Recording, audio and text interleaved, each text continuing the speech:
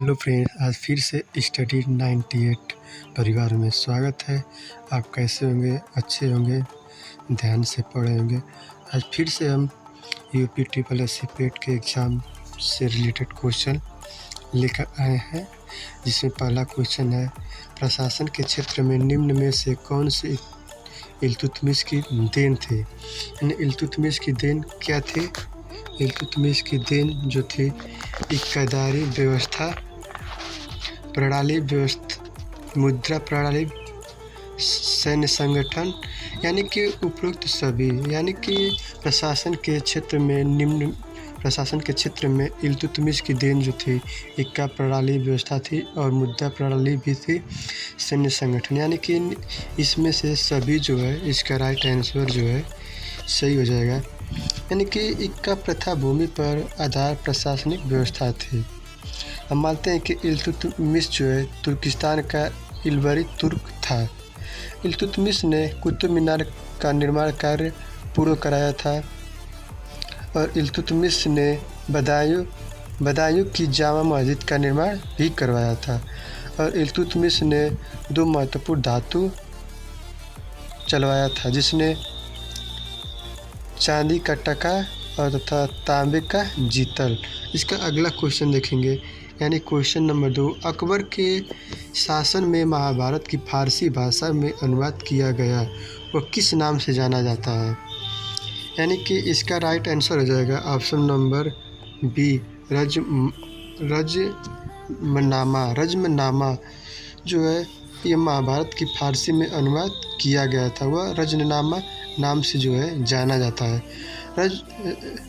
रज्मनामा का अर्थ है युद्ध का पुस्तक, यानी रज्मनामा का अर्थ है युद्ध का पुस्तक। महाभारत का अनुवाद फारसी भाषा में करने वाला बदायूनी नकीम खां तथा अब्दुल कादिर बदायूनी और शेख सुल्तान आदि थे। यानी पंचतंत्र का फारसी भाषा में अनुवाद अब्दुल फजल ने और अनवर ए सादत नाम से किया था और मौलाना हुसैन फैज ने यार ए दानिश नाम से किया था। इसका अगला क्वेश्चन हम देखेंगे, यानी क्वेश्चन नंबर 3, ऋग्वेदिक के प्रसिद्ध गायत्री मंत्र का संबंध किस देवता से है? यानी ऋग्वेद के प्रसिद्ध गायत्री मंत्र का संबंध किस देवता से है? यानी इसका ऑप्शन नंबर हो जाएगा B is right answer, Savitri से है। यानी सावित्री प्रायदायी देवी माना गया है। इस सावित्री के इस श्रुति में गायत्री मंत्र की रचना विश्वामित्र द्वारा किया गया है और ऋग्वेद के 3 मंडल में गायत्री मंत्र का उल्लेख मिलता है और इंद्र ऋग्वेद का सबसे महत्वपूर्ण देवता थे। इंद्र देव जो है ऋग्वेद का सबसे महत्वपूर्ण देवता थे और सोम देवता का समर्पित ऋग्वेद का 9वां मंडल है और ऋग्वेदिक में सरस्वती नदी को सबसे पवित्र माना गया है। ऋग्वेद में सबसे सरस्वती नदी को पवित्र माना गया है। इसका अगला क्वेश्चन देखेंगे, यानी क्वेश्चन नंबर 4, बौद्ध गाथाओं में हाथी प्रतीक है। यानी बौद्ध कथाओं में हाथी जो है बुद्ध के जन्म का प्रतीक माना गया है और इसका राइट आंसर जो हो जाएगा, यानी बुद्ध का जन्म जो है बौद्ध धर्म से सम्मिलित होने के लिए न्यूनतम आयु सीमा जो है 15 वर्ष होनी चाहिए। बौद्ध धर्म में पुनर्जन्म की मान्यता है और बौद्ध धर्म के बारे में विशुद्ध ज्ञान प्रणाली त्रिपिटक से प्राप्त होती है। यानी बौद्ध धर्म का संस्थापक जो है गौतम बुद्ध थे। यानी अगला क्वेश्चन देखेंगे, यानी क्वेश्चन नंबर 5 जो है, यानी पानीपत की तीसरी लड़ाई 1761 में मराठा की सेना का औपचारिक संचालन किसने किया था? तो इसका जो है राइट आंसर जो हो जाएगा, यानी सदाशिवराव भाऊ ने इसका संचालन किए थे। पानीपत की तीसरी लड़ाई में जो है 1761 में मराठा की सेना का औपचारिक संचालन जो है सदाशिवराव भाऊ ने किया था। यानी मराठों का नेतृत्व जो है विश्वासराव ने, यानी सदाशिवराव भाऊ ने पानीपत की तीसरी युद्ध में किया था। यानी कि बालाजीराव बालाजी बाजीराव के समय में ही पानीपत का तृतीय युद्ध हुआ था, जिसे मराठों की हार हुई थी। माधवराव नारायण प्रथम जो है 1761 ईस्वी में पेशवा बन गए थे और पानीपत की पहली लड़ाई जो हुई थी 1526 ईस्वी में हुई थी। ये किन किन बीचों में हुई थी? बाबर और इब्राहिम लोदी को हरा दिया गया था। पानीपत की दूसरी लड़ाई जो है 1556 ईस्वी में लड़ी गई थी और इस लड़ाई में जो है अकबर ने हेमू को हरा दिया था। इसका अगला क्वेश्चन देखेंगे, यानी कि क्वेश्चन नंबर 6, मॉन्टेग्यू चेम्सफोर्ड की रिपोर्ट किसने तैयार की थी? कब तैयार हुआ था? तो यानी कि मॉन्टेग्यू चेम्सफोर्ड की रिपोर्ट जो है 1919 में जो है दिया गया था, यानी कि ऑप्शन नंबर इसका जो है बी हो जाएगा। यह 1920 में सर विलियम मायोर को भारत का प्रथम उच्चायुक्त नियुक्त किया गया था, यानी कि 1919 में मॉन्टेग्यू चेम्सफोर्ड सुधार अधिनियम के तहत भारत सचिव के अधिकारों में कटौती की गई और इसका वेतन ब्रिटिश राजकोष से दिए जाने का प्रबंध किया गया था। हम इसका अगला क्वेश्चन देखेंगे, यानी क्वेश्चन नंबर जो है 7, भारत में विभाजन का वाल्कन प्लान उपज कब था बनाया गया था? भारत में विभाजन का वाल्कन प्लान उपज क्या था? यानी कि इसका ऑप्शन नंबर हो जाएगा, ऑप्शन नंबर सी हो जाएगा, लॉर्ड माउंटबेटन के मस्तिष्क का। लॉर्ड माउंटबेटन का मस्तिष्क का जो है यह प्लान था। इसमें माउंटबेटन ने अपने विभाजन का स्वतंत्रता की योजना प्रस्तुत की, जिसने 3 जून की योजना भी कहा जाता है। भारत के राजनीतिक संकट का एकमात्र समाधान विभाजन है और पाकिस्तान की स्थापना को स्वीकार कर लिया गया था। यानी हम क्वेश्चन नंबर 8 देखेंगे। नहीं, यस क्वेश्चन नंबर अगला देखेंगे, क्वेश्चन नंबर 8। ये क्वेश्चन जो है मिस्टेक हो गया है, एक ही क्वेश्चन जो है 2 बार टाइपिंग में मिस्टेक हो गया है, सॉरी, इसके लिए माफ़ी चाहता हूँ। क्वेश्चन नंबर अगला देखेंगे, यानी क्वेश्चन नंबर 9, नंदा देवी चोटी कहाँ है? नंदा देवी चोटी जो है किस भाग में है? नंदा देवी जो है नंदा देवी चोटी जो है कुमायूं हिमालय का भाग है। नंदा देवी चोटी जो है कुमायूं हिमालय का भाग है। नंदा देवी चोटी की ऊंचाई जो है 7,817 मीटर है। यह पंजाब हिमालय का भाग जो है काराकोरम, लद्दाख, पीर पंजाल तथा जास्कर है। पंजाब हिमालय का भाग जो है काराकोरम, लद्दाख, पीर पंजाल तथा जास्कर है। और कुमायूं हिमालय का भाग जो है उत्तराखंड राज्य के अल्मोड़ा, गढ़वाल तथा नैनीताल झीलों से विस्तृत है। नंदा देवी कुमायूं हिमालय का सर्वोच्च ऊंचा शिखर है।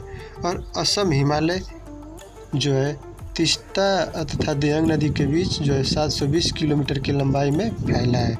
हम अगला क्वेश्चन देखेंगे, यानी क्वेश्चन नंबर 10 जो है रावी नदी पर योजना क्रियान्वित की गई है उसे क्या कहते हैं? यानी रावी नदी पर जो योजना बनाई गई है वह कौन सी बनाई गई है? यानी कि रावी नदी पर जो है योजना जो बनाई गई थी, यानी जो बांध बनाया गया था वह थिन बांध की योजना कहते हैं।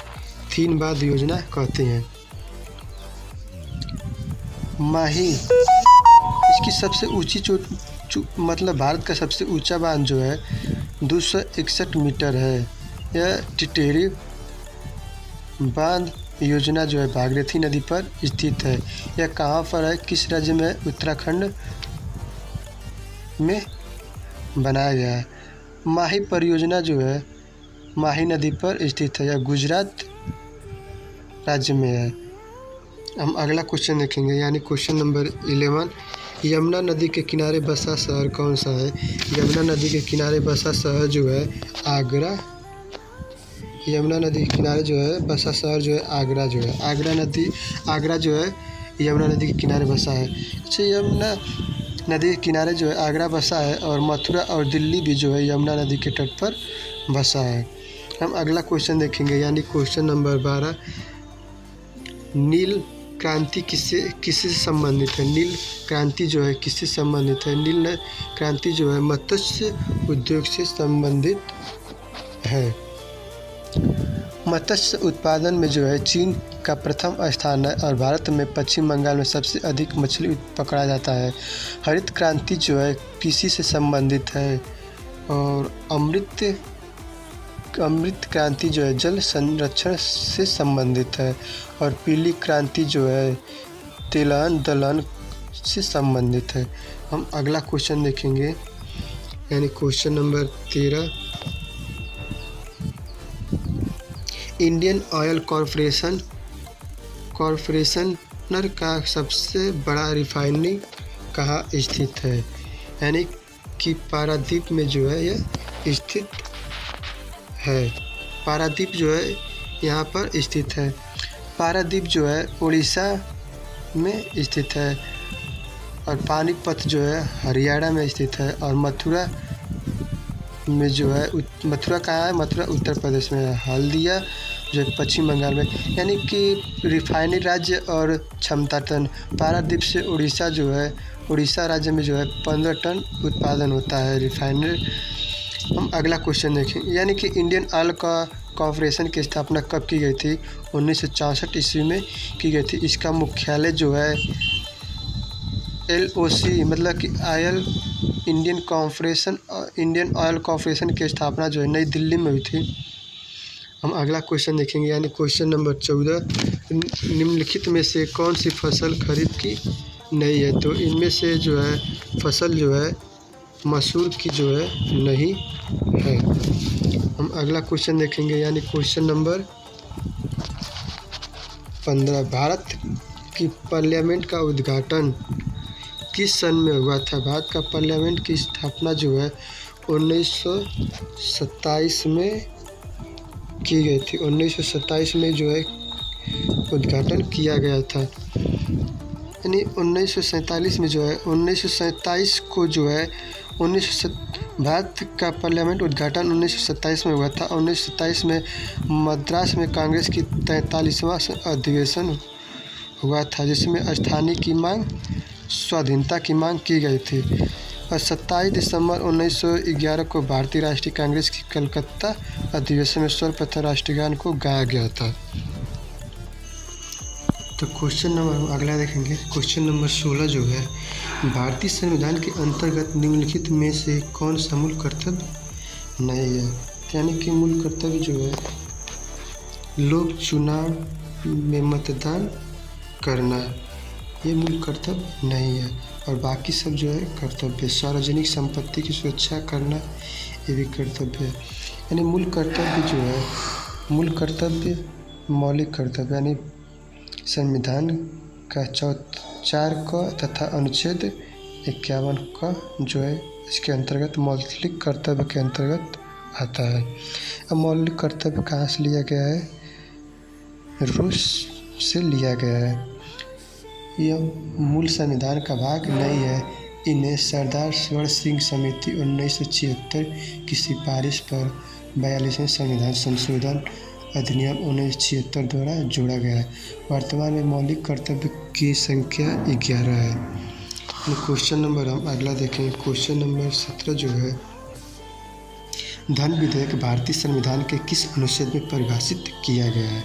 यानी धन विधेयक जो है भारतीय संविधान के किस अनुच्छेद में है? यानी इसका आंसर जो हो जाएगा अनुच्छेद ऑप्शन नंबर बी अनुच्छेद 110 में जो है परिभाषित किया गया। धन विधेयक को मनी बिल भी कहते हैं।